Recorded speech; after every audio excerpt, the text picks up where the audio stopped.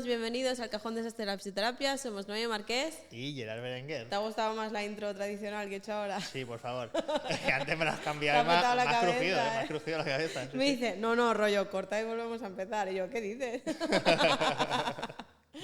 Bueno, ahora vamos a tener un invitado que tiene el pase de oro en el Cajón Desastre de la Fisioterapia. Tercera entrevista. Ya es como su casa. Es como su casa. 3:30. 3:30, es verdad, 3:30. ¿3:30 por qué? Estuvo de público en la de Carlos. Hostia, es verdad, no me acordaba. Sí. Encima que tuvo su cámara, su micro para él.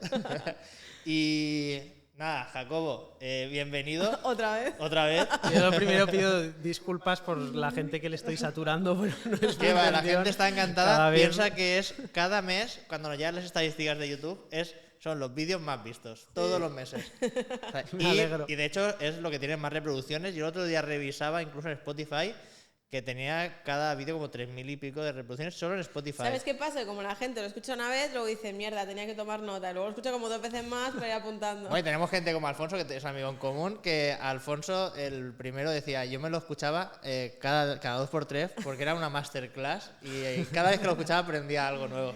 Pues lo guay es que hoy vamos a hablar de algo totalmente diferente. Totalmente diferente, sí. Esperemos, bueno, a lo mejor sale el tema, pues siempre... Le he dicho antes a Sergi, a ver si son capaces de hacer un capítulo y no hablar de la EPI. Bueno, y que sepas que le he sacado yo ¿Por qué no? Y yo le he preguntado cosas a Sergi de EPI. Así Uy, que, pobrecillo. Que esa bala la hemos quemado ya. Ya me he desfogado ahí. A ver si es verdad.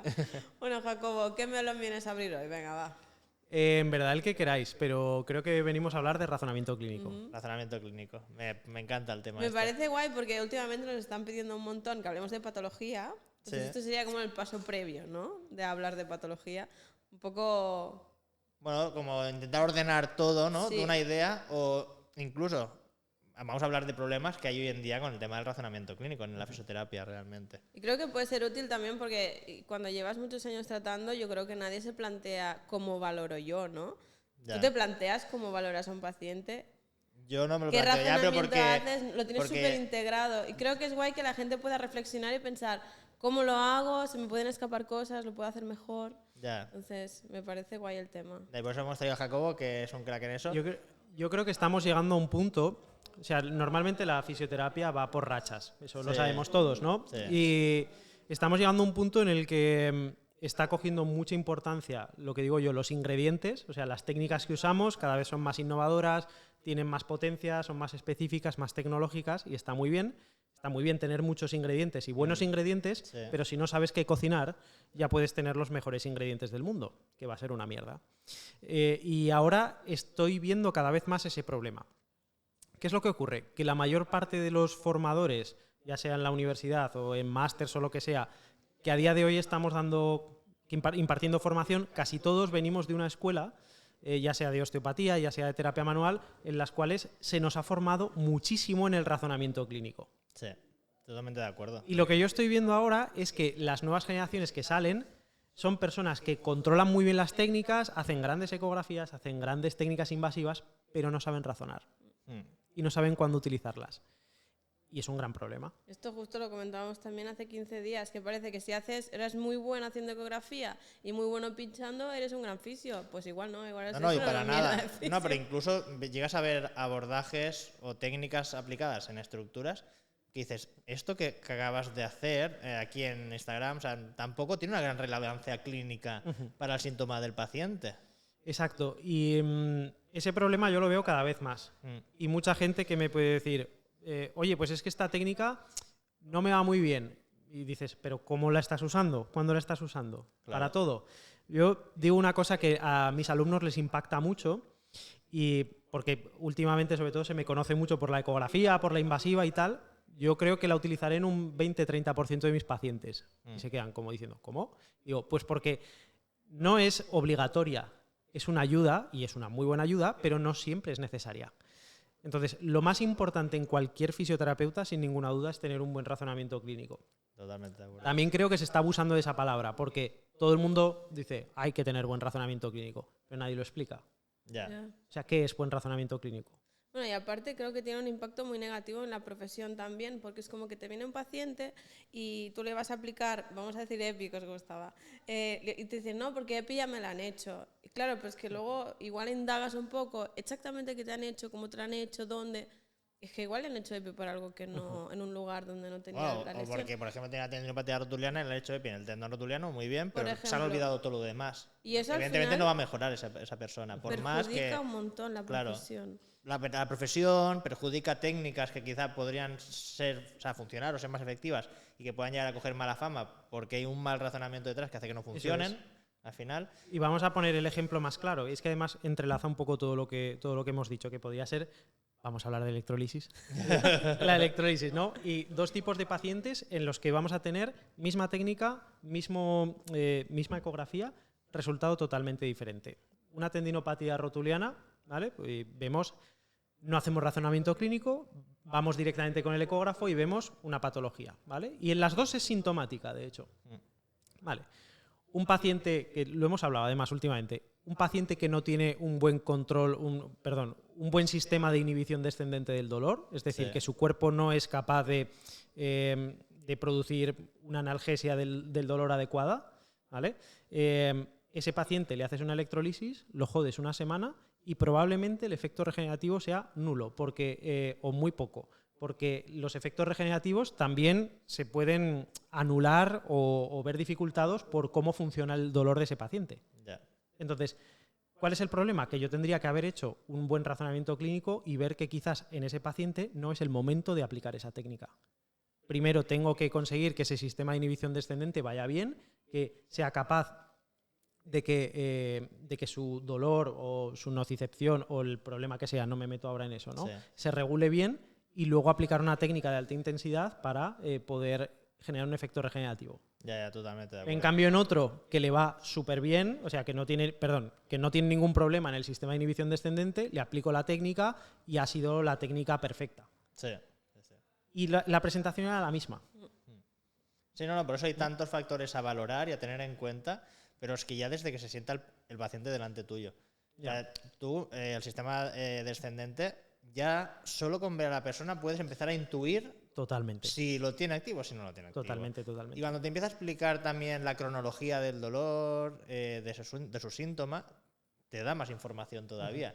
Y después, evidentemente, hay herramientas para poder calcularlo o poder saberlo. Pero tienes muchísima información que si ya no has escuchado o no has entendido ese concepto, te lo estás perdiendo, en plan, me duele la rodilla, a ver, eco, ¿no? Esto pasa muchísimo. Eco a la rodilla. Tendinopatía, venga, te hago EPI porque esto es lo mejor que va para nivel para el tendón. Y es importante lo que has dicho, la parte de escuchar al paciente, porque yo una de las cosas que les pregunto es, de lo que te han hecho, ¿qué te va bien?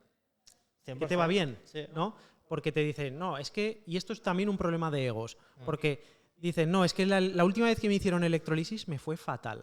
Y hay muchos terapeutas que dicen, es que como la habrán hecho mal, seguro que la he hecho mal, y yo que lo hago de puta madre, te la voy a hacer bien. Yo personalmente no suelo pensar directamente que un compañero de profesión la ha hecho mal, que puede ser, pero que no es lo primero que pienso. Ya. ¿Vale? Quizás lo primero que pienso es, pues es que esa técnica no le va bien a ese paciente y tengo que saber por qué no le va bien o por qué en ese momento no le va bien. Sí. Pero si pensamos que hay una técnica que es panacea mundial para todo, es un error y es mentira. Y quien os lo diga os miente. Sí. Porque si no, no estudiaríamos. Tendríamos la técnica que vale para todo. La técnica estrellas, la haces a todo el mundo y ya está. Claro. Sí, evidentemente ni podemos decir que hay una técnica para todo el mundo, ni podemos decir que tiramos a todo el mundo hacia adelante. No. Son dos conceptos que tenemos que ser sinceros con nosotros mismos y con los pacientes. Eso es. De decir, bueno, yo te voy a hacer EPI, quizá te funcione y quizá no. Pero es que a lo mejor te hago otra cosa y quizá mejores y quizá no. O sea, es que eso es ser sincero y honesto. Que no podemos... curar, la palabra curar sería como muy grande, ¿no? O sea, no podemos ayudar, ¿no?, a que todo el mundo tire realmente hacia adelante o a que mejore. O sea, porque tenemos los conceptos que tenemos, los conocimientos que tenemos y después el paciente tiene el sistema que tiene, ¿no? Eso es. O sea, son nuestro camino tiene que ir en cada vez entender mejor cuáles son los procesos del paciente, ya sea a nivel biológico o incluso pues, a otros niveles, ¿no? Neurofisiológicos, por supuesto, y intentar afinar más. Y aún así habrá pacientes que no les podremos ayudar o que yo no les sabré ayudar, pero tú sí. Sí, ¿sabes? Sí, en plan... Y eso también está bien, ¿no? Sí. El saber hasta dónde llegamos como personas y decir, oye, prueba con mi compañero que yo creo que te puede ayudar. Bueno, es que a veces llega un paciente que te bloqueas, que solo ves una cosa y dices, mira, vete con mi compañero porque hay algo que a mí se me está escapando y que te vea desde otro prisma, o sea, desde otra manera de ver tu caso y de valorar tu caso. Porque también es real. Eso es porque naces de un procedimiento sistemático. Pues mira, a mí sí, no, sí. Ahora, si quieres entramos en esto, en los procesos que hay. Vale, o sea, hay varios tipos de razonamiento. Vale, para hay empezar, muchos. ¿qué es el razonamiento clínico? El razonamiento clínico sería el proceso de, vamos a decir, de pensamiento, de toma de decisiones que llevas a cabo para tener una conclusión sobre pues en este caso, una patología de un paciente o un cuadro clínico, ¿no? Vamos a decirlo así. Al final englobaríamos la anamnesis con la exploración, ¿no? Sí, y sería un poco como hilas todo esto. Vamos a llamarle de una forma más sencilla para que nos entiendan la valoración que haces. Vale. ¿Qué valoración haces para decir a este paciente le pasa esto o tiene este problema? Hay muchos tipos de razonamiento clínico. Pero por destacarlo en nuestra profesión podríamos hablar sobre todo, yo creo que de tres. Tres serían los principales, ¿no? El reconocimiento de patrones, el hipotético deductivo y el razonamiento sistemático, ¿no? Entonces cada uno tiene sus ventajas y sus desventajas. Vamos a desarrollarlos porque así yo también me hago un poco un mapa mental de lo que hago bien y lo que hago mal. O sea, como fisio. Ojo, no quiere decir que estén bien o mal. Y de hecho, la última parte que os comentaré es que lo ideal es que sepamos cómo sacar lo mejor de cada uno. ¿Vale? Porque algunos tendrán unas grandes ventajas, otras desventajas. A unos alumnos que acaban de empezar les diré, tienes que hacer este razonamiento ahora mismo, y a una persona como tú que lleva muchos años trabajando diré, lo vas a combinar de esta forma, porque vas a sacar un mejor partido, ¿no? Vamos a poner ejemplos. Con ejemplos creo que se entiende mejor. Vale, si yo ahora mismo os digo, estaba bajando las escaleras, bueno, no lo hemos dicho, pero estamos en el Summit de Windtaker, que nos han invitado pues para a nosotros a Actium para exponer la parte científica de lo que hacemos y a vosotros para acompañarnos en estos debates, ¿no? Sí. Bueno, voy a ello. Si yo ahora os digo que estaba bajando las escaleras en el hotel y me he torcido el tobillo hacia adentro, ¿vale? Se me ha hinchado mucho, no lo puedo casi apoyar, me duele bastante. Y sobre todo en la parte lateral es donde más me duele. ¿Qué es lo primero que te viene a la cabeza? Un esguince del ligamento peroneal anterior. Vale, pues sin saberlo has hecho un reconocimiento de patrones. O sea, tú has reconocido diferentes patrones que por tu experiencia sabes que es muy probable que sea un esguince y por eso automáticamente has dicho, se ha torcido el tobillo, se le ha hinchado, no puede apoyar, es un esguince de tobillo, del esguince de la parte del complejo lateral, ¿no? Un esguince de tobillo. Sí. Vale. ¿Cuál es la principal ventaja de este reconocimiento de patrones? Que es muy rápida. Te ha costado 2 segundos. ¿Cuál es la desventaja? Que te puedes equivocar. Sí. Esa es la principal desventaja. Porque si tú piensas que es el esguince de tobillo, imagínate que yo ahora te digo pues que yo qué sé, que ese paciente que el peroné ha llegado a contactar con el suelo y tengo una fisura, ¿no? Pues no lo habrías sacado, habrías hecho un reconocimiento de patrones. Sí. Y no te habrías basado en nada objetivo como tal, como para decir 100% sé que es un esguince de tobillo. Eso por un lado. El hipotético deductivo. Siempre en clase pongo un ejemplo y lo tengo que cambiar, porque me estoy haciendo mayor. ¿Sabes? Vosotros sí que sabéis quién es el Dr. House. Sí. ¿No?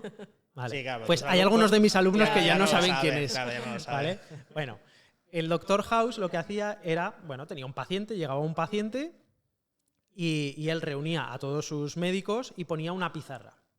Y decía, ¿qué creéis que puede ser? Vamos a seguir con lo del tobillo. Gerard ha dicho esguince de tobillo. ¿Qué más puede ser?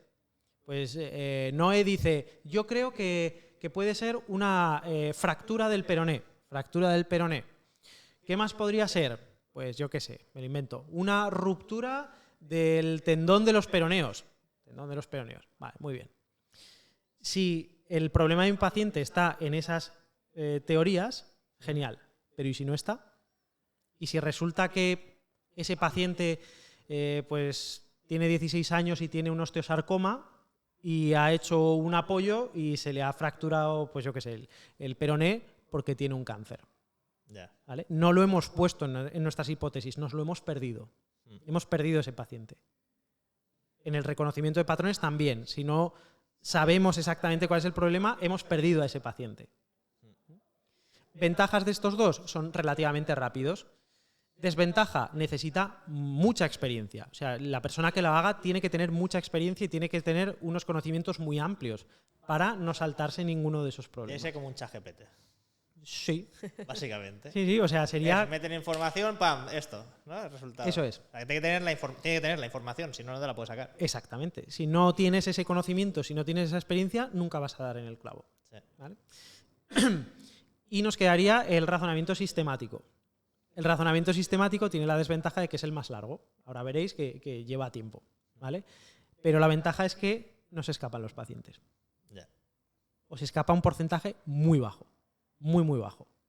Y es un razonamiento que se desarrolló sobre todo con dos figuras importantes en la historia de la fisioterapia, que sería, por un lado, Maitland y por otro lado, pues Freddy Kaltenborn y Olaf Evjen, en los conceptos de terapia manual.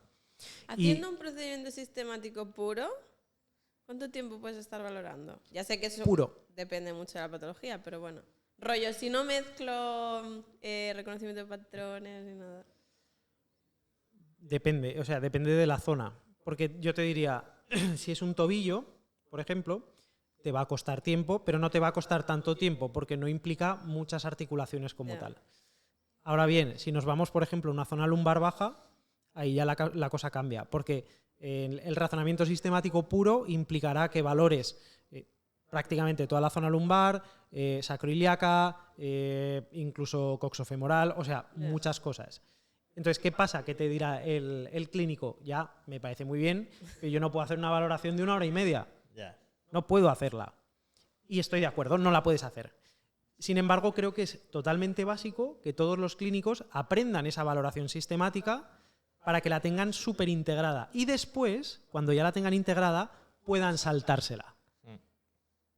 ¿Vale? O saltarte lo que ya los crees pasos, que sí o sí claro. no va a ser. A ver, luego siempre entra, lógicamente, la lógica, ¿no? Quiero decir, si yo, por ejemplo, te digo, pues es que mira, Gerard, en mi cuello, ¿vale? A mí me duele cuando hago esto, este gesto, ¿vale? Que es un movimiento puro de flexión cervical superior. ¿Me vas a valorar la zona torácica alta? Pues a ver, no. No, o sea, probablemente no. En plan, que la podía valorar sí, pero no, o sea, no va a ser como... Eso es, o sea, que es que entran muchos conceptos en juego. Sí. Entonces, la valoración sistemática tiene, sobre todo desde el concepto que para mí es el que más lo ha desarrollado, que es el de Kaltenborn-Evjen, lo hace de una forma muy sistemática y te va diciendo la receta de lo que le pasa a mi paciente. Pues voy valorando de forma activa, pasiva, valoro la articulación, el juego articular, el rango, la musculatura, todo de una forma muy sistemática y al final me queda una receta de la patología, o sea, de lo que le pasa. Pues este paciente tiene una hipomovilidad de tobillo hacia la flexión dorsal, por ejemplo, y sé qué es lo que le tengo que hacer. Y eso está muy bien. Eso está bien, sí. Entonces, otra cosa que es muy interesante de este concepto, que se enseña normalmente después con la experiencia, es a saltarte pasos, ¿no? Y podemos hacer un ejemplo práctico si queréis. Sí. Pues un ejemplo que sería un paciente que tiene, pues yo qué sé, dolor a la rotación así de cuello, que es un dolor típico, ¿no? Dice, es que me duele por aquí, me duele así, por aquí. Claro, ¿qué puede ser? Puede ser de todo, ¿no? Pues este concepto desarrolló una serie de test que se llaman test de localización estructural para saber si el problema de mi paciente viene del nervio, de la articulación o del músculo, y a la vez otros test que se llaman de localización regional, que sirven precisamente para saber de qué región proviene, ¿no? Pues en este caso, si yo hago así, pues me podrías decir, puede venir de la zona cervical, podría venir incluso de la zona torácica, podría venir, pues bueno, en este caso del hombro no, pero en algunas situaciones en las que hay como varias regiones en las que podría ser un poco todo, ¿no? Sí. Y estas estrategias las utilizamos para ir más rápido.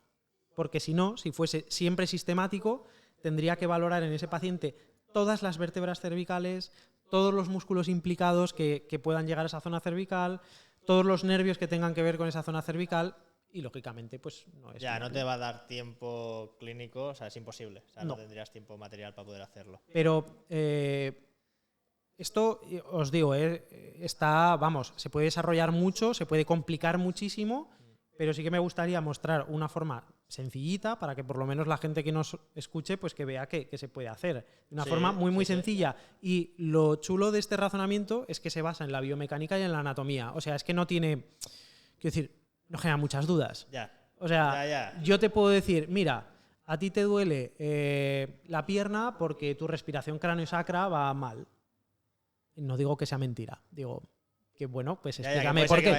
Explícame por qué. O sea, yo te voy a explicar con este razonamiento que es que la biomecánica funciona de esta forma, los músculos llegan a estos sitios y es que es así. O sea, a corto, a largo, provoco alivio, no tiene más. Sí, sí. Bueno, ¿hacemos la práctica? Venga, va. Venga, pues, vamos a hacerlo con Noé. Pues imaginaos que tengo una paciente que ella me dice que cuando rota, pues así un movimiento un poco típico, ¿no? Un poco de rotación e inclinación hacia el lado izquierdo, tiene sensación de molestia, tensión, como en este lado, en el lado derecho, ¿vale?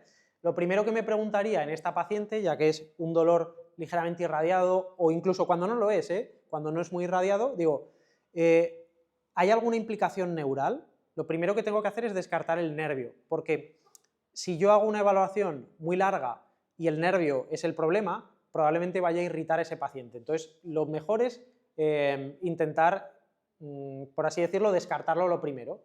Y fijaros, una forma muy sencilla es poniendo en tensión al sistema nervioso.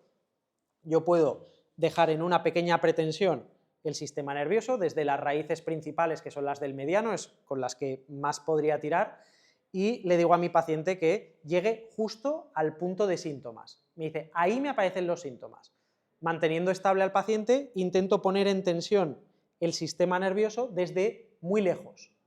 Eso lo que genera es que esta zona cervical no se mueva en absoluto y lo único que se está moviendo es el sistema nervioso, ¿vale? Y de hecho, cuando nos colocamos entre los escalenos podemos ver que se pone a tensión, ¿vale?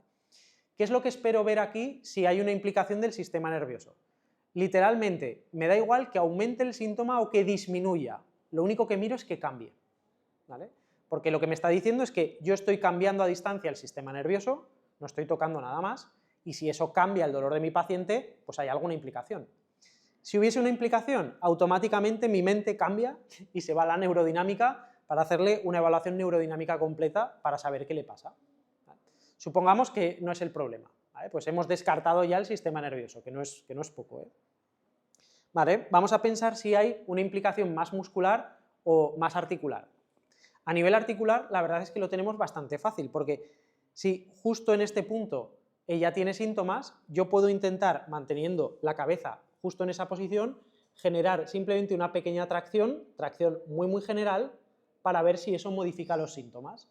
Entonces voy a hacer una pequeña descompresión y veré si hay alguna articulación, sin saber muy bien cuál, que pueda estar implicada en sus síntomas. Vale, imaginaros que es más por tensión muscular. Como os decía, esto lo puedo complicar mucho, pero lo voy a intentar hacer sencillo. Voy a pensar en que en la zona cervical tengo músculos que llegan a la cintura escapular y otros que no. ¿Sí? Vale, pues fijaros, si yo le pido al paciente que cruce los brazos y nuevamente vaya al punto de los síntomas, por ejemplo aquí, lo que voy a intentar es hacerle de forma pasiva una elevación de la cintura escapular, ¿vale? De forma pasiva.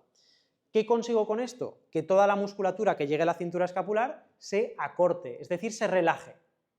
Si justo eso genera que mi paciente tenga menos síntomas o incluso que llegue más lejos, ostras, yo ya estoy viendo que la musculatura de la cintura escapular, sin saber todavía cuál, tiene una importante implicación. ¿Cómo seguiría mi evaluación? Pues viendo a lo mejor si hay más una rotación que le molesta, otra, jugando con las funciones musculares de mi paciente. Eso sería una forma muy sencilla y muy global, que la podéis aplicar desde ya. Imaginaros que nos ha dado que el problema es a lo mejor más de origen articular. Y me gustaría saber de forma rápida también cuáles pueden ser los segmentos que están más implicados. Lo primero que tengo que saber es algo de biomecánica cervical y saber que cuando mi paciente hace este gesto de rotación, qué es lo que pasa en las vértebras del lado derecho y qué es lo que pasa en las del lado izquierdo, ¿vale? Mira, me vas a ayudar. Vas a poner las dos manos así, como si fuesen facetas. Así. ¿Así? Las dos separadas, eso es. Vale. Vale. Entonces, estos serían las vértebras de abajo y yo soy las de arriba. Y vamos a hacer este mismo gesto, el gesto de inclinación y rotación. En las vértebras del lado derecho pasará algo así, un deslizamiento ventral craneal. Y en las del lado izquierdo, un deslizamiento dorsal caudal. ¿Vale? Pues las vértebras hacen este gesto. Bien. Cuando ella vaya rotando la cabeza, esto irá pasando de arriba a abajo. Entonces yo puedo más o menos saber cuáles son los segmentos implicados. Imaginaros, intento bloquearle prácticamente toda la zona de la columna cervical e ir pidiéndole el movimiento a ver qué tal. ¿Vale? Ahora le voy a bloquear todo. Entonces en el momento en el que ella intente rotar, pues prácticamente no puede rotar. Entonces le diré, ¿eso molesta? No, porque no estoy llegando a mis síntomas. Perfecto. Localizo el segmento de abajo, me vengo ya a la zona de C3 y ahora veremos probablemente más rotación porque he dejado C1, C2 libre. Me dice, bien, perfecto, ¿vale? Bajo otro segmento. Gira y me dice, pues por ahí ya empiezo a notar algo, ¿vale? Estoy en C3, C4. Bajo otro segmento más y me dice, ahí sí que ya empieza a aparecer mi dolor. ¿Qué es lo que he hecho? He ido descartando segmentos y quedándome con una región más simplificada. Pues en este caso sería, vamos a decir, entre C3 y C5. Claro, ahora yo, en vez de valorar toda la columna cervical, voy a valorar de C3 a C5. Pues me habré ahorrado por lo menos media hora de evaluación. Esto sería algo como muy sencillo, muy rápido, pero dentro del razonamiento clínico se podría desarrollar mucho más para llegar a saber exactamente qué faceta le molesta a mi paciente o qué musculatura es la más implicada. Wow. ¿Y si te dijera que esto lo ha provocado una nagura? Para algunos es simplemente una camilla, para otros es una extensión de su propio cuerpo, un desafío a los mismos ángulos de la naturaleza, un movimiento suave, preciso, perfecto, ese sonido único que encaja una pieza en su engranaje, esa percepción de las cosas que no se ven, pero que están. Es la seguridad de que todo irá bien. Para algunos es simplemente una camilla, para otros una emoción. Nagura, hay que sentirla. Pues después de esta demostración que nos ha hecho Jacobo, así, todo el mundo ha estado en casa cogiendo apuntes, seguro, y todo el mundo ahora valorando cervicales. La cervical, que es la gran olvidada, es de las cosas que menos se valora, yo creo, en consulta. La lumbar, es como la lumbar, todo el mundo lo tiene muy claro. La cervical, no te creas que tanto, yo tengo que decir, mi tesis fue de columna cervical. ¿Vale? Y tuve la suerte de que en la Universidad de Zaragoza había como una línea de columna cervical ultra bestia, pues no sé, 5 tesis doctorales de columna cervical, y ahí, vamos, nos enseñaban a hacerlo con los ojos cerrados. O sea, y aquí, vamos, le doy las gracias a Miguel y a César porque me dedicaron tiempo. Y ahora es lo que intento con la gente. O sea, ya lo que intentas es transmitir esto, ¿no? También, este mensaje. Y es lo más valioso que hay. La gente que sabe más que tú, que te dedica tiempo, es lo más valioso que te pueden dar. Pero ¿creéis que gran parte, ya no digo todos, gran parte de los fisioterapeutas tienen la habilidad para hacer este razonamiento? Hombre, a ver, la verdad es que no. Yo no lo veo. La verdad es que no. Y yo no sé. O sea, ¿vosotros qué sabéis? O sea, yo creo que no se hace, pero me sorprende que no se haga. Porque al final no es...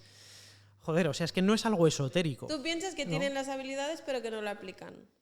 Creo que no tienen los conocimientos, pero porque no le dedican el tiempo a tenerlos. O sea, no porque sean complicados. ¿Pero qué habilidades tienes que tener? Pues ahora mismo lo que hemos hecho ahora en este momento es biomecánica y es anatomía, no es nada más. O sea, ni siquiera que nos podríamos haber complicado, pero que es que no me he puesto a hacer tomas difíciles o que me digas, no, es que esto es muy subjetivo porque depende de lo que sientas. No depende de lo que sienta, o sea, depende de lo que sientas tú como paciente, de si te duele o no. Sí. Yo no estoy generando un concepto subjetivo de si siento o no siento. Estoy aplicando la biomecánica y la anatomía a tu dolor. Pues que si tú dominas, y esto es algo que siempre he dicho, que si tú dominas la biomecánica y sabes anatomía, sabes toda la anatomía, al final tu valoración, aunque no te han enseñado X test, va a ir encaminada a valorar esa biomecánica o ese tejido muscular. Y al final es pensar, ¿sabes? Pararte con el paciente, pensar y realizar. O sea, y no tiene más. Entonces, sí que es real que toda esta valoración sistemática, ¿no?, que comentabas, que sí que al principio está muy bien hacerla, sí que es real que con los años, como profesional, lo vas dejando de hacer. Y vas como valorando otras cosas o quedándote con otras partes que te pueden llegar a lo mismo, pero sí que es real que te puedes llegar a equivocar de una manera más fácil. O sea, y es real. Y yo en consulta, a mí me pasa mucho. Yo, o sea, la gente que me ha visto trabajar sabe que la parte más importante en mi primera visita es la anamnesis. Mucho más que la valoración. Es mucho más larga mi anamnesis. Porque yo ya tengo esa capacidad de reconocer patrones. Llevo en la profesión pues desde el 2008 trabajando, haciendo pacientes, y la repetición y repetición y repetición de ver siempre la misma tipología de pacientes, a mí lo importante es el discurso. Porque cuando tú a mí me explicas qué sientes y en qué te afecta en tu vida diaria, qué actividades sí o qué actividades no puedes hacer, si te duele más por la noche o si te duele más durante el día o si te duele más hacer qué tal gesto mecánico, yo toda esa información para mí es ultra valiosa porque me va a ahorrar después mucha faena en el campo de la valoración. Y cuando has escuchado 1000 veces el mismo discurso o los mismos patrones de discurso, ya después tu valoración va a ir mucho más al grano. Yo ya empiezo a descartar test y cada vez me voy quedando con menos. Y como he dicho en algún capítulo, yo conforme va pasando más rato de la anamnesis, voy tirando más test abajo, más test abajo, más test abajo. Y después quizá hago 3 test, 4. Pero ¿cuáles hago? Los que sé que me van a confirmar mi hipótesis o mis posibles diagnósticos diferenciales que yo me he generado ya solo con la anamnesis, realmente. Ahí estás haciendo una combinación. O sea, estás combinando una parte que la anamnesis es clave porque al final el paciente tiene las respuestas de todo. O sea, es así. Sí. Solo hay que saber sacarlas, ¿no? Pero es muy importante. Y luego dentro de la evaluación, que sería sistemática, te estás centrando en una parte específica y eso está bien. O sea, eso es positivo, el saber llegar a eso. Pero, claro, yo voy un paso antes, ¿no? ¿Qué es lo que tenemos que enseñar a nuestros alumnos? Yo cuando enseño a mis alumnos, iba a decir les miento, no les miento, pero sí que intento explicarles como que es todo muy sistemático, porque ellos cuando tengan ya una experiencia suficiente sabrán que no es así, o sea que no es 100% sistemático todo, que yo no empiezo valorando de 0 al 100 a mi paciente porque muchas veces no es necesario, o sea, le voy a hacer no sé, test neurodinámicos a todos los pacientes. No, porque muchos no me va a hacer falta. ¿A quién se lo haré? Del que sospeche que hay una implicación neural. 100%. Pero para llegar a ese punto de saber qué es relevante y qué no es relevante, hace falta un bagaje.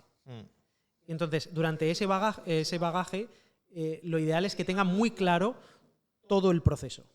A mí me gustaría estar con alguien que hiciese todo el proceso, pero así, pum, pum. Porque yo me pongo contigo y me da rabia porque esto porque no lo has valorado. No, porque esto, Esto, porque esto no es. Digo, bueno, esto no es, pero ¿por qué dices que bueno, esto no es? Y a veces, es frustrante, y a veces con pacientes me he equivocado. Pero yo sí que considero a día de hoy que, por ejemplo, como clínico, o sea, en general, soy mejor escuchando. O sea, mi parte más fuerte es la anamnesis más que el tratamiento y más que la evaluación y más que el tratamiento realmente. O sea, para mí es la parte más fuerte. Sí. Y cuando yo doy los cursos de casos clínicos, cuando están todos los alumnos y vamos haciendo preguntas, o sea, yo hago unas preguntas, siempre me dejo muchas preguntas importantes para que hagan. Yo cuando acabamos solo la anamnesis, ya les pregunto, ¿qué tiene? Porque normalmente no hay duda de lo que tiene, porque el paciente te lo ha dicho, lo que tiene. Él te ha dicho lo que tiene. Estoy de acuerdo con lo que dices, pero a mí me gusta tener siempre detrás una forma de comprobarlo al 100% o casi al 100%, ¿no? Y de hecho creo que con vosotros os hice una vez un caso que hubo una presentación de un paciente y les dije, voy a escribir lo que tiene detrás de la pizarra. Y cuando acabemos toda la evaluación, espero que sea este el problema, ¿no? Entonces, yo escribí detrás, tiene un problema en la faceta de L5 o sea, de L4, L5 del lado derecho. Puse así tal cual, ¿eh? Y luego hicimos toda la evaluación del razonamiento completo. Y al final, pues eso, era, creo que sí, o justo ese segmento o el de arriba, ¿no? Sí. Por no decir que no lo sé todo, ¿no? Pero ese segmento, esa zona. Entonces, tenemos algunas capacidades con la experiencia para llegar a ese razonamiento? Sí. Pero si no, o si por lo que sea fallamos, tenemos que tener estrategias para poder asegurarnos de cuál es el problema. Y yo cuando con algunos pacientes digo, jope, pues yo pensaba que era esto y no está respondiendo como yo creo. Vuelvo a mis orígenes y vuelvo desde el principio y hago un razonamiento completo. Y digo, aunque me vaya a pegar una hora contigo hoy, pero voy a saber qué te pasa. Pero es que a mí me pasa exactamente igual. Y yo a veces hago la valoración de lo que yo creo que es y digo, venga, va, ahora este test me va a dar positivo.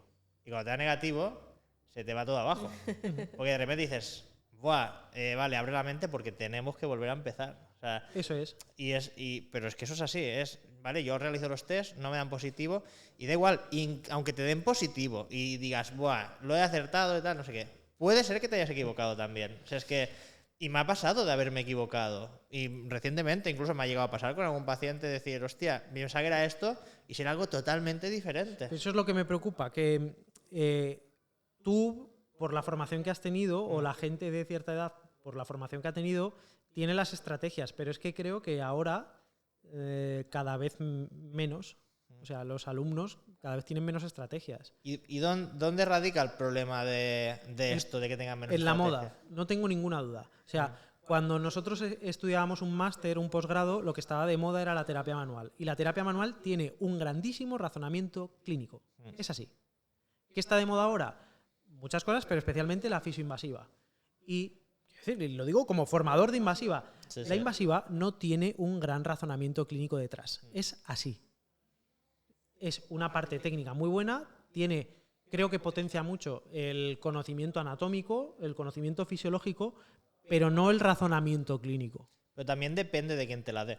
O sea, en términos generales. No hay un concepto detrás de razonamiento clínico. No. O sea, la técnica invasiva es ABC. O sea, es como se pincha así en esta zona y por esto. Y buscando este objetivo. Sí, pero me refiero que el razonamiento clínico que pueda haber detrás de la invasiva es biológico. 100%, o es neurofisiológico. Sí, totalmente. Pero no es funcional. O sea, no es el razonamiento clínico. Ni funcional ni global. O sea, la globalidad te la pasas por ahí. O sea, realmente. Entonces, bueno...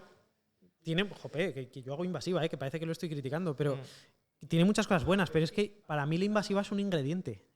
No es una forma de razonamiento. Pero yo que estoy muy metido en el mundo de la invasiva, también, o sea, igual que tú, lo que sí que me doy cuenta es que cuando la invasiva te la da o la integra una persona que tiene mucha experiencia detrás, hay un razonamiento muy bestia detrás. Porque, bueno, tú me has visto trabajar y la gente que me ha visto trabajar, yo siempre digo que hago una osteopatía invasiva, o sea, porque yo hago una valoración muy global, porque vengo muy de la osteopatía y mi valoración es muy osteopática y eso es innegable, lo tengo muy marcado.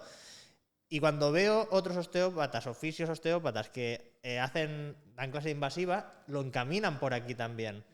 En cambio, cuando ves el típico docente que es muy bueno haciendo invasiva, ¿no? Que salió de la uni, se puede hacer invasiva, ha tenido la suerte o el don o la capacidad o el esfuerzo, ¿no? de currárselo y llegar con 25, 26, 27 años a ser docente de invasiva, que te das cuenta que es lo que tú dices, que es la biología del tejido es esta y al final se nos llena la boca a todos de lo que vamos a hacer es activar procesos regenerativos, ¿no? La palabra regenerativa y la palabra de moda hoy en día que tenemos. Entonces, ves que sí que es real, que entonces se pierde un poco. Te voy a poner un ejemplo de lo que trato de decir, de la invasiva y el razonamiento clínico. Mismo paciente que acabamos de ver ahora, ¿no? El que he explicado. Imagínate que tiene un problema neural. Bueno, no, me da igual, de dolor, de un segmento. Un segmento, ¿no? Hemos dicho C5 o C6, ¿no? Creo, ¿vale? Sí. Ese segmento.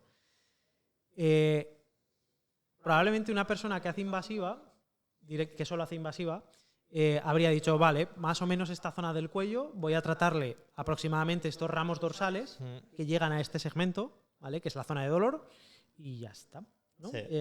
Bien, porque es la zona de dolor, o si es irradiado, pues el plexo, tal, y ya está. Perfecto. Vale, pero con un razonamiento clínico adecuado puedes saber no solo que ese es el problema, sino de dónde viene. O sea, realmente ese segmento cómo está. Cuando yo lo valoro con mi razonamiento clínico, puedo saber si es hipomóvil, hipermóvil, y es que, aunque los dos generen dolor, no tiene nada que ver cuál va a ser mi evolución con ese paciente. Bueno, y es básico entonces saber si depende si es hipomóvil, hipermóvil, si tienes que ir a trabajar dorsales altas o si tienes que ir a trabajar, ¿no? O sea, si tengo que dar más movimiento a una cosa, si tengo a lo mejor que especialmente entrenar con ese paciente una musculatura concreta para dar estabilidad, pero creo que ahora mismo es como se da una receta global. Dice, una persona que solo hace invasiva te diría, pues le pincho todo esto y luego hago ejercicio.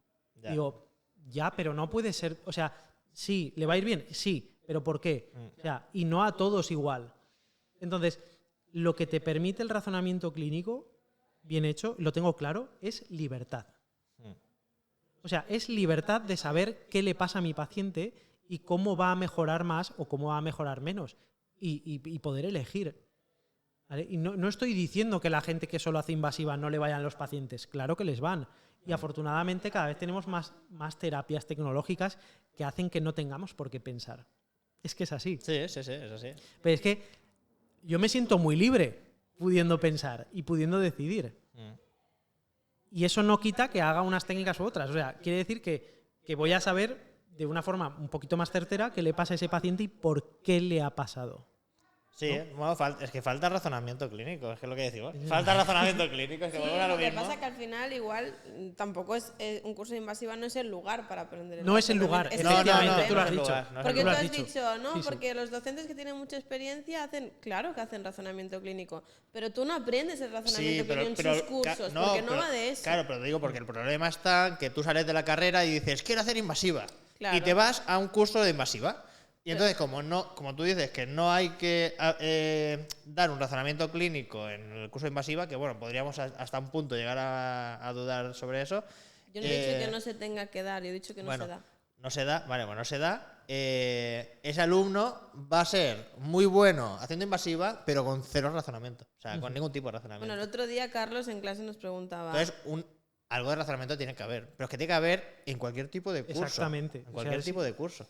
O de formaciones más globales, no sé cómo decirlo, ¿no?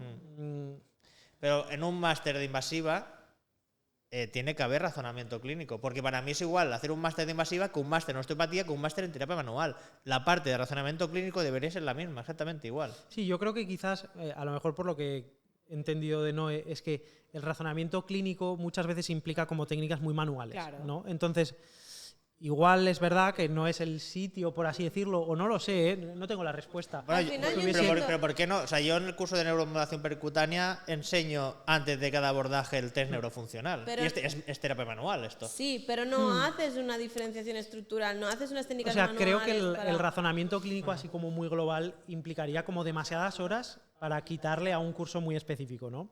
Sí.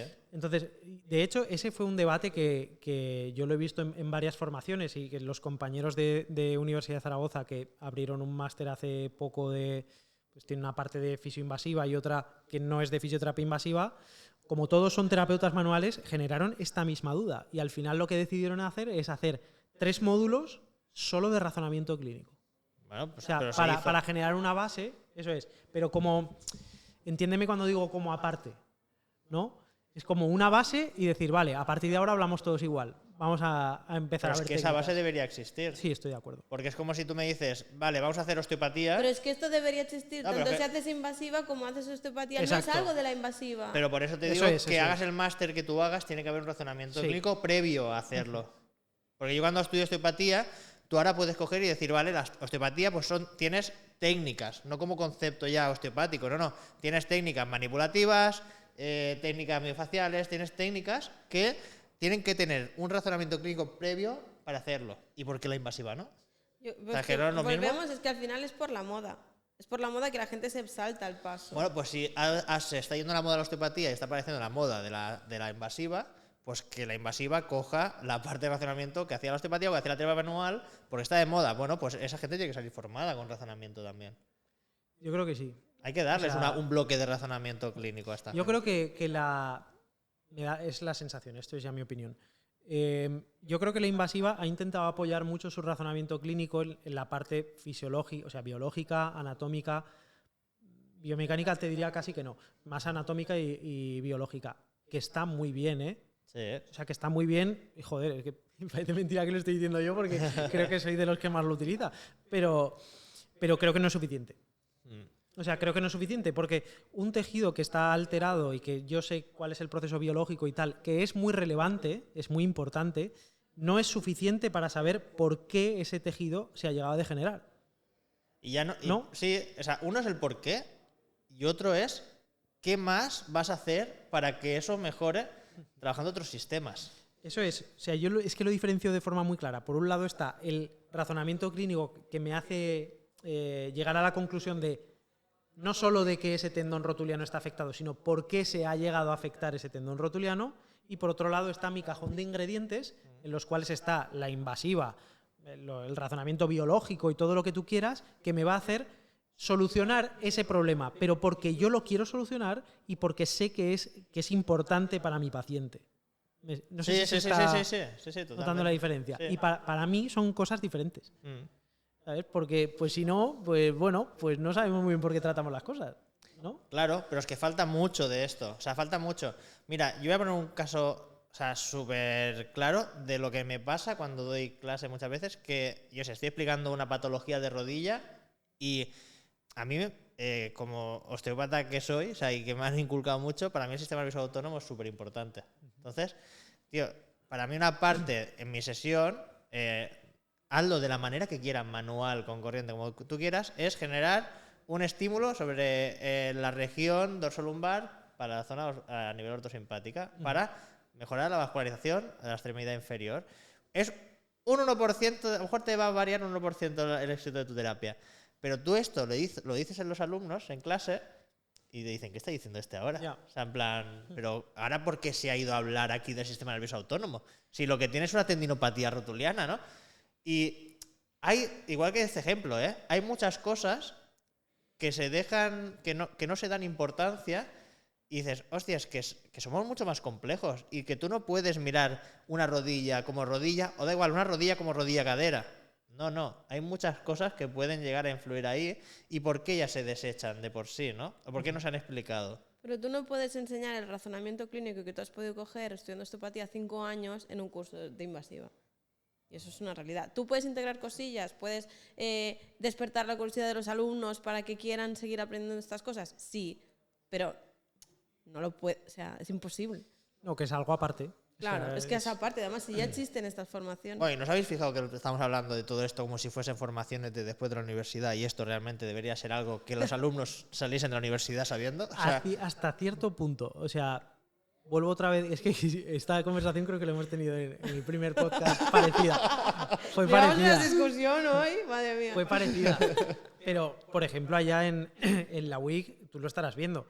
Sí que se va haciendo un razonamiento clínico progresivo. Pero claro, tú tienes que pensar que es muy difícil explicar razonamiento clínico a una persona que no ha visto un paciente en su vida. Por ejemplo. Entonces, esto es progresivo. O sea, no puedes enseñar por así decirlo, el tope a una persona que le faltan cosas por vivir. sí. ¿Vale? O sea, le tienes que hacer entender dónde puede llegar a estar el tope para que esa persona siga buscándolo. Pero va a ser imposible en el grado llegar a ese tope. Es verdad que hasta que no ves pacientes hay cosas que... O sea, ¿cómo sabes que es por ejemplo, una hipomovilidad? O por irme a neuro. ¿Cómo sabes que es una espasticidad? Si no, ¿cómo te lo explico? ¿No? Si no lo has visto in situ en un paciente real, ¿no? Entonces, creo que es más importante, o al menos es lo que intento yo, marcar la semilla de que eso es posible. De que eso es posible. Incluso, normalmente, en mis clases hay alguna en la que intento hacer una clase como muy específica que sé que no me van a entender del todo, pero que les voy a despertar. Ya. O sea, el demostrar que es posible. ¿Vale? Sí. Y que hay varias cosas detrás. Y sobre todo la base es anatómica y biomecánica. A partir de ahí puedes hasta crear tus propios test. Sí, no, totalmente. Totalmente de acuerdo. Es un Antes, ¿queréis seguir debatiendo esto? No, No, antes habéis comentado, ¿no?, el tema del error clínico, ¿no?, que al final nos equivocamos y que haces el tratamiento con un paciente y ese tratamiento no va. Entonces te tienes que replantear todo. Al final, ¿cómo podemos gestionar esto con un paciente? Porque, por un lado, sea, es inevitable que en algún momento te va a pasar, te vas a equivocar, somos humanos. Sí. Pero por lo otro, al final, quien sabe el perjudicado es el paciente, ¿no? Que viene, te apaga la sesión. ¿Y cómo gestionas esto con el paciente? Que en realidad en la clínica a veces ha pasado, ¿no? Que al final cambia de profesional lo que sea y es otro diagnóstico diferente. O sea, ¿cómo decirle al paciente, entiendo lo que te pasa, creo que lo que te han hecho hasta ahora no era tu tratamiento? ¿Sabes? Yo creo que sobre todo con sinceridad desde el primer momento, ¿no? Es decir, mira, claro, ¿qué pasa? Que nosotros, sobre todo nuestra parte medible, es muy mecánica. Y soy el primero que está de acuerdo en que no todo es mecánico, ¿no? Pero sí que es verdad que la parte mecánica la podemos controlar muy bien, entonces voy a intentar controlarla lo máximo posible. Si a ti, pues yo qué sé, mañana os divorciáis y yo qué sé, y no se queda con la custodia de tus hijos y tal, yo eso no lo puedo controlar. ¿Va a afectar a tu lesión? Probablemente sí. Seguro, ¿sabes? seguro O sea, que sí. Entonces, nosotros tenemos que trabajar sobre lo que controlamos y al paciente explicárselo bien. Es decir, en base a mi razonamiento sistemático, te puedo objetivar que he llegado a esta conclusión y es lo que vamos a tratar. Y normalmente al paciente le va bien. Es decir, vale, pues ahora estoy entendiendo qué me pasa. Me estás explicando lo que me pasa y tiene cierto sentido con lo que has encontrado. Entonces, vamos a empezar por aquí. Si no por lo que sea no funciona, vamos a replantear lo que ocurre, ¿no? Pero sobre todo, no sé, se resumiría en no vender humo. Sí, Ya está. sí, es que es así. O sea, tú el primer día tienes que ser sincero con el paciente. Y yo el primer día siempre le digo, vamos a ir en esta línea, vamos a hacer yo siempre doy 3, 4 sesiones. Si vemos que no mejoramos nada, hacemos un replanteamiento y cambiamos. O te derivo a otra persona porque no es el tratamiento adecuado. Porque hay veces que vienen muy diagnosticados, que sí que es algo súper estructural, que dices, vale, pues tiene X, yo sé, tienes una rotura del menisco interno, cuerno anterior, que encima te redefine, que sé que es el que queda clava o que no sé qué, le haces todos los test y es positivo, haces la eco positiva y le dices, vamos a probar y si no, yo no soy tu profesional, o sea, yo no te puedo ayudar más. Claro. Pero si tú realmente quieres probar sí o sí la fisioterapia, vale, la probamos. Que mejoramos 0 síntomas, lo dejamos ahí, o sea, no podemos seguir realmente tratando. Y si te has equivocado, pues es asumirlo y ser sincero, como dice él, y ya está, pero es que no pasa nada. O sea, es que no... Para mí lo peor, por ejemplo, es, voy a poner el caso positivo de que tú tratas a un paciente, luego lo trato yo y la has tratado mal tú, que seguramente sería al revés, pero bueno. No, puede ser, o sea, podría pasar. Porque si tú eres otra persona y tú vienes a mí porque has confiado en mí, pues bueno, me es más fácil decir, pues creo que lo que te han hecho en otro lado, otro profesional... Pero no hace falta decir eso.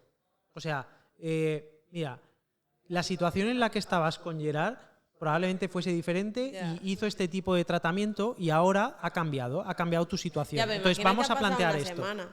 Bueno, pero es que... O sea, eso si no quieres chafar a tu compañero, no hace falta chafar a nadie. Y a lo mejor es que es probable que fuese así. O sea, y otro ejemplo, ¿no? El esguince de tobillo, pues que en la primera fase a lo mejor tienes el tobillo así y no puedes moverte y tal, pues el tratamiento será diferente a cuando estás en la fase ya última de propiocepción, de vuelta al juego.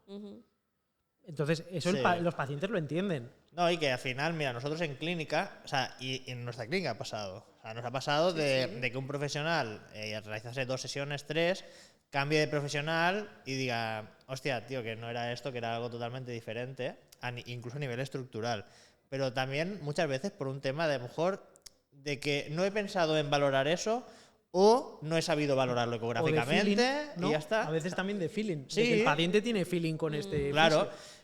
Pues nosotros, ¿qué hacemos? Por ejemplo, en clínica, una metodología que considero que es muy buena, de si yo no lo tengo claro, llamo a mi compañero que sé que sabe más o que sabe mucho sobre ese tema, o da igual, o que sabemos lo mismo, pero si yo estoy bloqueado con ese paciente, lo llamo porque a lo mejor él va a ver otra cosa. Sí, y esa herramienta la utilizamos muchísimo y ya te va a hacer que, hombre, ya que 2 personas profesionales que tienen inputs diferentes, que han entrado en momentos diferentes a la consulta, se equivoquen los 2, ya es un poquito más complejo.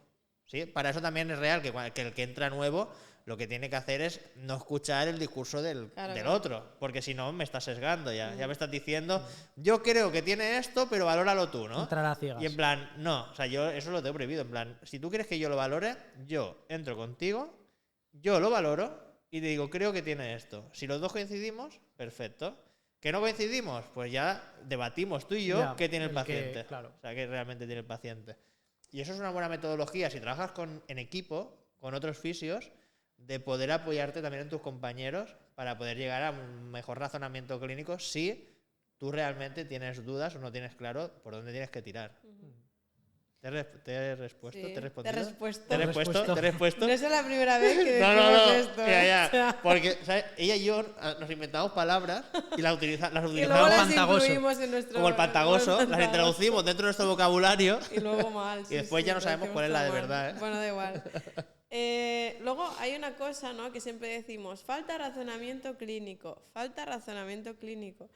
¿Qué pasa cuando se pasa, uno sobrepiensa, ¿no? Que al final dices, no, es que llega a la conclusión que es esto por... El que se mete una fumada. Sí. Básicamente, ¿no? Por decirlo de cristiano. O sea, claro. ¿Cómo no llegar a eso? Porque claro, por relaciones, ¿no? Podemos establecer 1001 relaciones en el cuerpo humano. Claro, pero... Con seguridad, ¿no? Hay una frase, ¿no?, que está muy bien y que dice, lo más normal es lo más normal. Sí. O sea, y lo más excepcional, pues no es lo más normal. Yeah. Y ese es un poco el orden, ¿no? Lo bueno de las metodologías sistemáticas es que normalmente tú sacas una o dos conclusiones como dos signos muy clave. Entonces, yo trato uno o dos signos muy clave con una o dos técnicas muy clave, ¿no? Porque si yo de repente invierto 10 técnicas, no, es que ya me he perdido, no sé por qué ha ido mejor. Sí. El ejemplo, ¿no? Imagínate, el tobillo. Pues hago todo mi razonamiento sistemático, tal, y digo, sobre todo sé que tiene, me lo invento, una afectación del peroneo largo, porque hay una hipomovilidad del peroneo largo, y una hipomovilidad de la articulación tibio-astragalina, ¿vale? O sea, dos cosas. Pues voy a hacer dos técnicas. Una para ganar movimiento de esa articulación, otra para mejorar el tono de esa musculatura. Dos. Claro, si eso, que es lo más típico y lo más normal y lo que ha sacado mi razonamiento sistemático, no ha funcionado, o sea, mi tratamiento de prueba no ha funcionado, tengo que volver a replantearme mi evaluación. Y volver a evaluar para ver si hay algo que se me ha pasado por encima. En el momento que tú haces el sistemático, empiezas por, no sé, nervio, articulación, músculo. Si todo da positivo, o es como si es nervio y ya está. Primero trato nervio, luego continúo. Depende. O sea, la única parte así un poquito excepcional sería en el caso de que el sistema nervioso esté afectado. Porque en ese caso sí que ya casi dejo de valorar lo demás y me centro en tratar ese sistema nervioso, sobre todo porque sé que me va a sesgar mi evaluación. Claro. O sea, porque el sistema nervioso es diferente, o sea, se irrita con mucha más facilidad y lo primero que quiero es tenerlo controlado, ¿vale? Pero imagínate que el sistema nervioso está bien. Muchas veces nos encontramos afectaciones varias. De hecho, es raro, te diría, que solo esté afectada una articulación y que la musculatura de alrededor esté perfecta. Es raro, ¿vale? La ventaja de este razonamiento es que te va a decir todo lo que esté afectado. Y luego tú vas a decidir priorizar una cosa u otra. O sea, va a ser tu decisión como terapeuta. Vale. ¿Vale? Pero cuando te viene el paciente agudo, por ejemplo, hay pacientes agudos que tú no le puedes ni valorar. Me alegra que sea porque claro, porque todo, o sea, tú no le puedes hacer ningún test porque lo vas a irritar más y igualmente todos serían positivos. Pero aún así no es el fin del mundo, porque eso sería como el razonamiento ya avanzado. Hasta ahora he hablado como de lo que es muy básico. Pero también tenemos estrategias para tratar esos pacientes. ¿Vale? No, o sea, estrategias para valorar. Para valorar A esos pacientes. Y saber también de una forma bastante certera de dónde vienen sus síntomas. ¿Qué estrategias? A ver. Eso, ¿qué estrategia? Porque para mí, yo lo que haría como clínico es intentar eliminar las posibles banderas rojas que pueda haber, ya que es un paciente agudo y no lo voy a poder tocar prácticamente, y intentar hacer técnicas para reducir el síntoma como primera actuación. Eso es súper importante. Como primera actuación. Sí. Entonces, ¿tú qué harías aparte de como valoración? Como valoración, Sí. Te diría que depende del paciente, ¿no? Claro, depende del paciente. Sí. Vamos a poner un ejemplo como súper claro. El paciente que viene clavado de la espalda con una ciática, ¿no? Sí. Que sería como muy típico. Sí. En ese paciente yo también puedo tener bastante certeza de dónde vienen los síntomas del paciente, sin moverle mucho, de hecho. Bueno, solo viendo su posición. No, pero eso otra vez entraríamos al patrón, Sí. ¿no? Yo ahora estoy siendo un poco perro. Entonces voy a la parte... Está bien, aprieta. O sea, voy a la sistemática. Yo quiero que me evidencies por qué. O sea, que me digas qué pruebas haces, ¿no? Sí. Me voy a poner de pie. Vale, Sí, sí. ¿vale? Siento la interrupción, pero hoy venimos a presentaros el nuevo Vino R700, una revolución en ecografía. La verdad que desde que llegó el R700 a la consulta estoy volviendo a disfrutar de la ecografía. No, confirmo porque está muy pesado. Cada día me manda ecografía. Es que es increíble. Este ecógrafo tiene una sonda lineal que tiene una calidad de imagen totalmente increíble. Encima tiene modo Doppler, tiene elastografía cuantitativa y cualitativa, un modo panorámico totalmente brutal. Realmente estamos delante de un equipo de alta gama y encima por un precio totalmente ridículo, increíble. Podéis encontrar más información en www.vino.es. Y en todas las redes sociales. Ahora sí, seguimos con el capítulo. Pero tú imagínate que viene el paciente así, ¿vale? En esta posición.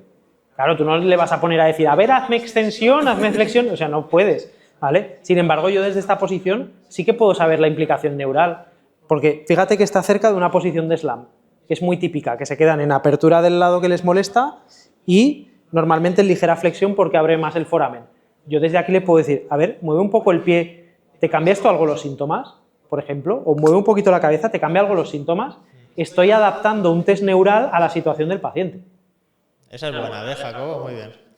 Por ejemplo, esa. O yo qué sé, o en esta posición, imagínate, el forzarle, ¿no? Decirle, a ver, llega un poquito más a tus síntomas, a ver, ahí. Yo no le puedo hacer una tracción global desde las costillas en esa posición, sí que lo puedo hacer. Puedo saber cuál es la implicación de la zona articular, ¿no? Sí. Igual no de qué segmento en concreto, pero lo puedo hacer. Sí, sí. O sea, y esto es un ejemplo muy tonto, pero puedo jugar con la posición de mis pacientes y de hecho se juega con la posición de los pacientes para seguir el razonamiento clínico. Ya. Ahí la creatividad es clave, ¿eh? Déjate el micro, déjatelo. Sí, Por si acaso. Por si acaso. Tengo otra pregunta. Vale. Haz otra pregunta y iremos cerrando el capítulo. Es que si no, no comemos. Porque tenemos que comer. ¿Qué hora es? Son las 2:25 del mediodía. Vale, muy rápido. Son dos preguntas, ¿vale? Venga, perfecto. Una pregunta. Antes has dicho, con el tema de la EPI, al final lo voy a sacar yo. A este paciente no le haría la EPI quizás porque sé que su sistema analgesia... Inhibición descendente, eso, EPM. está alterado. Entonces voy a hacer técnicas para regularlo. ¿Qué estrategias usarías para regular ese sistema? Vale. Al final, pues que ese sistema de inhibición descendente vuelva a estar bien. ¿Estrategias? Pues todas las que trabajen sobre el dolor. Muchísimas. O sea, desde la invasiva a la neuromodulación, pero... O sea, depende, ¿eh? Pero desde la terapia manual, desde la caricia de su madre. O sea, quiero decir, el ejercicio también. El ejercicio, o sea, muchas cosas, ¿no? Pero que, quiero decir, no es tanto la técnica que haría, sino que sí que lo tendría en cuenta. Pero trabajaríamos como una intensidad más baja de tratamiento. A ver, vamos a intentar explicarlo, ¿no? O sea, cuando nosotros decimos que el sistema de inhibición descendente no funciona bien, lo que me está diciendo es que mi cuerpo, frente a un estímulo doloroso, no es capaz de, por así decirlo, de generar una respuesta suficiente para que se normalice, para que se corte, ¿no? Eso lo que quiere decir es que no es capaz de resolverlo. Entonces, si yo le meto un estímulo que a pesar de que a nivel del tejido o de que en otro paciente sea muy bueno, mi sistema de dolor no lo tolera bien, va a ser algo negativo. Y ese sería el paciente típico que le hago la electrolisis y dice, he estado una semana realmente mal. Ya. Sí. Realmente mal. Eso no es normal. Ahí se nos ha colado algo. Bueno, entonces, pero puede ser también que te hayas pasado. O sea, aparte de que tenga el sistema sí, inhibido o no, ¿no? O sea, sí, pero ese sistema no está funcionando bien. Ya. ¿Vale? O sea, hay algo que... Y más hay el algo dolor que no es le ha ido adecuado. a más, que a veces te viene a los 7 días y dices, bueno, es que he estado peor. O sea, está mucho peor de lo que estaba. Ahí hay algo que no va del todo bien. Sí. Entonces, bueno, simplemente tenerlo en cuenta. Y hay test. O sea, hay test que de una forma indirecta te pueden decir cómo está ese sistema de inhibición. De hecho, o sea, en el curso de biología, que creo que lo grabamos ya. Lo grabamos el lunes, ¿no? En 2 días. Bueno, ya estará publicado, no os preocupéis. No, ahí sí que se hace una mención porque es que es importante. O sea, por mucho objetivo regenerativo que tengas, si mi paciente en sus sistemas de inhibición descendente no están bien, no vas a tener el mismo efecto ni en el dolor ni en el tejido. Ya, sí. Entonces, bueno, Vale, muchas como veces también... estímulos muy medidos, no muy controlados y ver la respuesta del paciente antes de... O sea, ver en cuanto a los test que se van normalizando, ver que esa situación, sobre todo de dolor, se va normalizando. Pero no sé, o sea, no me asusta tanto porque al final nuestro objetivo como terapeutas casi siempre es el dolor, el primero. Bueno, al final el fisio es un gran, dijéramos, controlador de síntomas, ¿no? O sea, realmente, que después, o sea, nuestra base es la función y que eso vuelva a funcionar correctamente. Pero yo siempre digo, ¿por qué nos vienen los pacientes a la consulta? Por dolor. Por dolor. Entonces, es el objetivo número 1 de todos los pacientes, que le quites o lo reduzcas el dolor. Y después, evidentemente, la función es lo más importante. Pero es que con dolor no hay función. Olvídate. Olvídate. Bueno, para más información seguro que ya está el curso publicado. Es online, o sea que lo podéis comprar. Ahí hablaremos de eso un poquillo. Será un cursazo online. Tú no sabes la de gente que me ha escrito ya para decirme, guárdame una plaza para el curso online. Imagínate. Es como, guárdame una plaza para el curso online. Digo, sí, plazas ilimitadas. Todo el mundo tendrá Pero avísame, que a ver, avísame, digo, todo el mundo tendrá acceso. Fíjate, es de biología. ¿No? De biología. Hoy la he criticado un poco. Vale, lanzo pregunta de cierre y se acabó. Perfecto. Venga, si alguien que nos escucha quiere mejorar su razonamiento clínico, ¿qué le recomendarías hacer? Vaya pregunta, ¿eh? Vaya pregunta. O Hombre, sea, a ver, hay que si proponer fuese una soluciones. pregunta muy, muy global, en plan, o sea, para todo el mundo, lo primero que estudie mucha anatomía y biomecánica. Porque eso ya va a hacer que tú te cuestiones si tu evaluación tiene sentido. Sí. ¿Y para alguien que está en la invasiva? Perfil joven. Perfil joven, el mismo, o sea, que estudie. Quiero decir, que estudie porque es verdad que anatomía saben bastante, pero que salgan de la zona de confort. Ya. Que salgan de la zona de confort. Y eso se lo digo a todo el mundo. A todos. O sea, cuando me dicen, ¿por qué tienes este criterio por la invasiva? Y digo, pues porque he intentado hacerme todas las formaciones de todas las opiniones diferentes para poder generar mi propia versión, ¿no? Entonces, que la gente salga de sus zonas de confort. Hay mucha gente que puede explicar cosas súper interesantes, ¿no? Súper interesantes. Y a día de hoy os diría pues que la parte de unos compañeros, ¿no? de Zaragoza, en concreto Elena Bueno, que da de razonamiento clínico, creo que es de lo mejor que hay a día de hoy en razonamiento clínico en España seguro y en Europa también, porque es una crack. O sea, así de claro. Pues me lo dejo a huevo porque Elena la tendremos en Fisiocross en 2026, así que... Pero os dará neurodinámica, ¿no? Bueno. Sí, nos dará neurodinámica. Que también os puedo decir, es lo más top que hay en neurodinámica del mundo, vamos, con permiso de Michael Sacklock, pero es muy top. La verdad es que tenemos muchas ganas de hacer su curso y también hacer un curso de razonamiento. Esto no lo sabíamos. Ya, eso tampoco lo sabíamos. Esta información no la teníamos, ¿eh, Jacobo? Pues sí, pues ella da un razonamiento muy bueno. O sea, lo digo porque sé que lo tiene ya estructurado. En el máster hace 3 módulos de razonamiento clínico que son muy válidos y que no hace falta tener, no sé, 2 años de experiencia en terapia manual, que son cosas que te van a valer para el día a día. Sí, la verdad es que hay bastante, bueno, a nivel nacional hay bastante vacío, ¿no? Un poco con el tema del razonamiento clínico.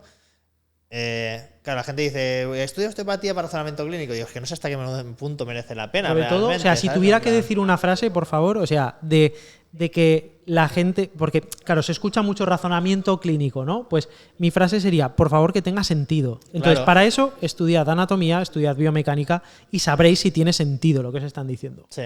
Y ya está. O sea, así de simple. Sí, totalmente. Es estudiar y ya está. Y la anatomía, para mí la anatomía es la base de todo. Y Es mira, una base importante. lo que nos ha aportado a la fisioterapia la ecografía es brutal a nivel de anatomía. Porque les Es hace estudiar más brutal. anatomía, ¿verdad? Sí. Hace estudiar más Todo- anatomía. a mí, cuando la gente me dice, y quiero meterme en el mundo de la ecografía, en plan, y ¿cómo va a ser? ¿Cómo va a ir todo? Digo, mira, tiene un secreto, solo hay uno.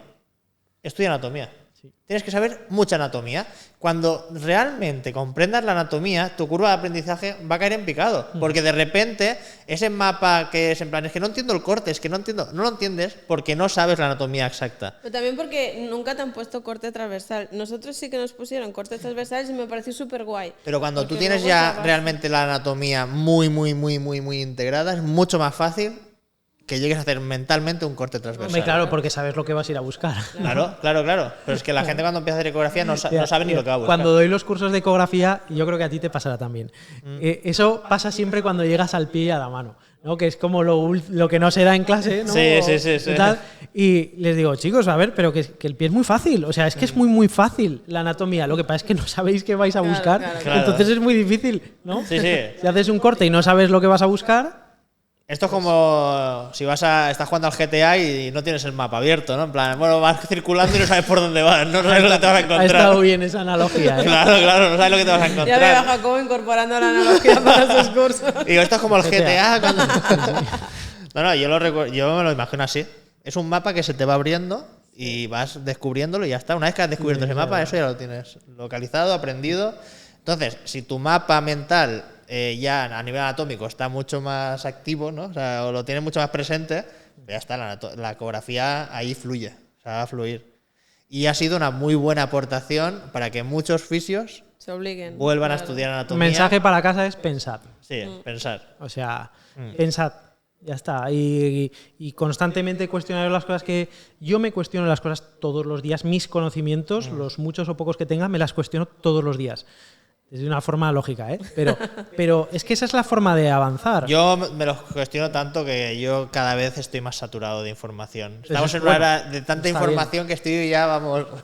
que ya, digo, te lo juro, que me siento el fisio como con menos conocimientos de la historia. O sea, pues entonces es porque estás creciendo. O sea, a mí también me pasa, ¿eh? Hay muchas veces, y de hecho hace no mucho lo hablaba con unos compañeros, digo, joder, que hay veces que voy a dar un curso o una formación y digo, que no que me entre en dudas, pero que creo que tenemos una responsabilidad muy importante.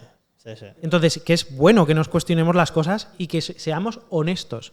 Y que digamos, hasta aquí puedo leer a día de hoy porque es lo que hay y a lo mejor el día de mañana es diferente. Sí, pero bueno, 100%. No hablar de verdades absolutas. Que se aseguren los alumnos que nos escuchan que por lo menos la información que estamos dando a día de hoy está lo máximo contrastada posible y lo máximo estudiada posible, ¿no? Sí. O sea, con una buena base. 100%. Buen mensaje para acabar. ¿Vamos a comer o qué? Nos vamos a comer. No sé si vamos a comer. Sí, hombre, Luego nos dan de comer. Comeremos a cualquier sitio, comemos. Esto sí, no te preocupes.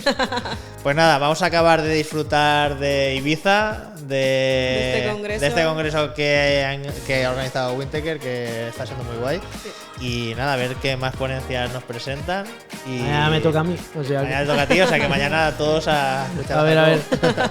Pues nada, muchas gracias por estar otra vez aquí. Siempre es un placer. Y te esperamos en breve, otra vez. Disculpad, no os canséis de mí. Adiós. Que vaya bien, chicos. Hasta luego.